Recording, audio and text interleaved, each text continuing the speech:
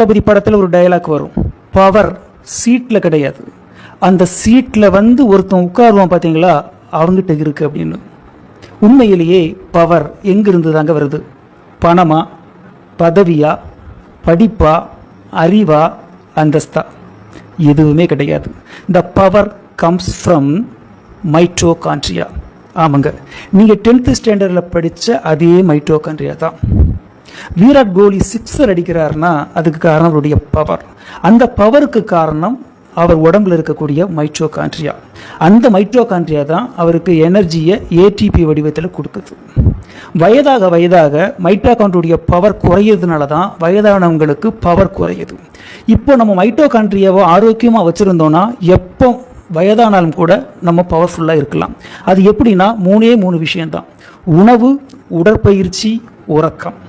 சரியான உணவு, சரியான உடற்பயிற்சி, சரியான உறக்கம். இந்த 3ஐயும் தவிர வேற என்னன்னு கேட்டிங்கன்னா, எப்போவுமே ஏசி கார்லேயே போகாமல் அப்பப்போ சூரிய ஒளி உடம்புல படணும், அப்பப்போ குளிர்ந்த நீரில் குளிக்கணும், முக்கியமாக பெயின் கில்லர் எடுக்கிறத அவாய்ட் பண்ணணும். எக்ஸசைஸ் என்னென்ன எக்ஸசைஸ்லாம் பண்ணணும் அப்படின்னா, கார்டியாக் எக்ஸசைஸ் சொல்லக்கூடிய மூச்சு வாங்கக்கூடிய எக்ஸசைஸ். மூச்சு வாங்க வாங்க வேகமாக நடக்கிறது, இல்லை ஸ்விம் பண்ணுறது, ஓடுறது, டான்ஸ் ஆடுறது.